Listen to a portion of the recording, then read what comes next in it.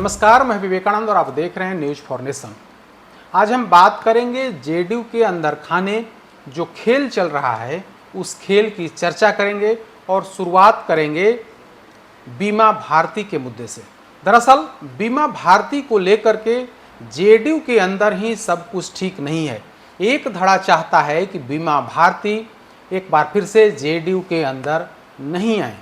दरअसल जेडीयू में बीमा भारती की आने की चर्चा तब शुरू हुई जब वे खुद मुख्यमंत्री नीतीश कुमार से मिलने पहुंच गईं। अभी कुछ दिन पहले ही बीमा भारती जो पूर्णिया लोकसभा क्षेत्र से आरजेडी के टिकट से चुनाव लड़ी थी, हार गईं। उसके बाद एक बार फिर से आरजेडी ने उन्हें रुपौली विधानसभा उपचुनाव में उम्मीदवार बनाया, वहां से वे हार गईं। इसके बाद मुलाकात करने नीतीश कुमार के पास पहुंचे, यानी कि नीतीश कुमार के दरवाजे पर बीमा भारती पहुंची। इसके बाद ही जेडीयू के अंदर यह चर्चा शुरू हो गई है कि ऐसी संभावना है कि मुख्यमंत्री नीतीश कुमार बीमा भारती को फिर से पार्टी के अंदर लाने वाले हैं। ये वही बीमा भारती हैं जिन्होंने लोकसभा चुनाव से ठीक पहले पार्टी से भी इस्तीफा दिया और जेडीयू से जो विधायक बनी थी उस विधायकी से भी इस्तीफा कर दिया और आरजेडी में शामिल हो गई थी। लेकिन लोकसभा चुनाव में करारी हार मिली ही, विधानसभा चुनाव में भी करारी हार मिली और तीसरे नंबर पर आ गई। शंकर सिंह जो निर्दलीय चुनाव लड़े थे वे रुपौली से लगभग 8000 मतों से चुनाव जीत गए। जेडीयू प्रत्याशी कलाधर मंडल दूसरे नंबर पर रहे। अब चर्चा है कि बीमा भारती एक बार फिर से जेडीयू में उनकी वापसी हो रही है। मुख्यमंत्री नीतीश कुमार से मुलाकात के बाद इस चर्चा को और बल मिला है। हालांकि कहा जा रहा है कि मुख्यमंत्री नीतीश कुमार से मुलाकात के दौरान उन्होंने क्षेत्र की कुछ बात की और आवास जो है, आवास रहने देने को लेकर के भी उन्होंने अपनी बात कही। लेकिन बात इतनी ही नहीं है, बात इतनी है कि उन्हें एक बार फिर से जेडीयू में लेने को लेकर के मंथन चल रहा है। कई नेता इसके पक्ष में हैं तो कई विपक्ष में हैं। कल यही सवाल विजय चौधरी जो नीतीश कुमार के कैबिनेट के वरिष्ठ मंत्री हैं, नीतीश कुमार के काफ़ी विश्वास पात्र हैं, उनसे जब पूछा गया कि क्या बीमा भारती को एक बार फिर से उनकी घर वापसी कराई जा रही है, तो उन्होंने कहा कि ऐसी कोई बात नहीं है।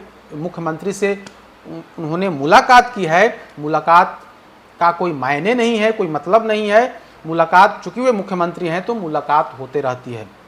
लेकिन कहीं ना कहीं न तो उन्होंने एक्सेप्ट किया कि उन्हें हम दल में ले रहे हैं, न ही उन्होंने खारिज किया कि हाँ उन्हें हम लोग दल में शामिल नहीं कराएंगे। उसके बाद यह चर्चा चल पड़ी है कि जब बीमा भारती को एक बार फिर से जेडीयू के अंदर उनकी घर वापसी होगी तब शंकर सिंह का क्या होगा।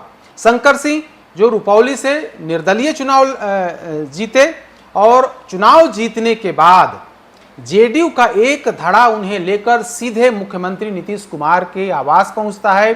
मुख्यमंत्री से उनकी मुलाकात कराई जाती है और उसी समय घोषणा कराई जाती है कि शंकर सिंह जो रुपौली से निर्दलीय चुनाव लड़े हैं वे जेडीयू का समर्थन करेंगे।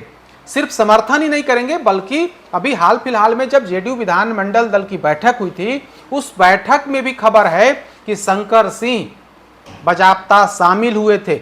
यानी कि जेडीयू उन्हें अपने पास रखना चाहती है, उनका समर्थन चाहती है, वे भी बिना शर्त समर्थन देने को राजी हो गए हैं। तो वैसे में अगर बीमा भारती को फिर से जेडीयू के अंदर उनकी वापसी कराई जाती है तब शंकर सिंह का क्या होगा। वही शंकर सिंह जिनको नीतीश कुमार से मिलाने के लिए जेडीयू के ही कई बड़े नेता साथ ले गए थे और कहा गया था कि अब ये हमारे साथ रहेंगे, हमारी सरकार को समर्थन करेंगे, हमारे खाते में रहेंगे। जेडीयू विधानमंडल दल की बैठक में भी शामिल हुए थे। उसके बाद बीमा भारती मुख्यमंत्री नीतीश कुमार से मिलने पहुंच जाती हैं और उसके बाद यह चर्चा शुरू हो जाती है कि बीमा भारती की जेडीयू में वापसी हो रही है। तो क्या बीमा भारती की जेडीयू में वापसी की राह इतनी आसान है? क्योंकि पूर्णिया के अंदर ही उसी जिला में संतोष कुशवाहा और नीतीश कैबिनेट में जो मिनिस्टर हैं लेसी सिंह, वे नहीं चाहती हैं कि बीमा भारती एक बार फिर से उनकी घर वापसी हो, जेडीयू में वापसी हो। क्योंकि शंकर सिंह को भी नहीं चाहते हैं, तो वैसी स्थिति में क्या होगा? एक तरफ लेसी सिंह के खिलाफ, लेसी सिंह को बैकफुट पर रखने के लिए दल के ही कुछ नेता शंकर सिंह को मुख्यमंत्री नीतीश कुमार से मुलाकात कराने पहुंच जाते हैं। तब कहा गया कि शंकर सिंह जेडीयू के उम्मीदवार हो सकते थे, लेकिन लेसी सिंह जो मंत्री हैं खाद्य आपूर्ति विभाग की, उनकी वजह से, और जो इस बार लोकसभा का चुनाव हार गए संतोष कुशवाहा, इन दोनों लोगों ने ही शंकर सिंह को उम्मीदवार नहीं बनने दिया और कलाधर मंडल पर इन लोगों ने भरोसा जताया और इन्हीं दो नेताओं की सिफारिश पर मुख्यमंत्री नीतीश कुमार ने कलाधर मंडल को टिकट दिया था। तो कुल मिलाकर के कहें तो जेडीयू के अंदर खींचातानी है। एक गुट चाहता है कि लेसी सिंह, एक गुट चाहता है कि बीमा भारती वापस आ जाएं। खुद उन्होंने मुख्यमंत्री नीतीश कुमार से ही मुलाकात की है। कल जो विजय चौधरी हैं, उन्होंने भी कहीं ना कहीं झुकाव उस ओर दिखा भी। और लेसी, हालांकि इस दौरान वहां पर लेसी सिंह भी मौजूद थी और लेसी सिंह नहीं चाहती हैं कि बीमा भारती की वापसी हो।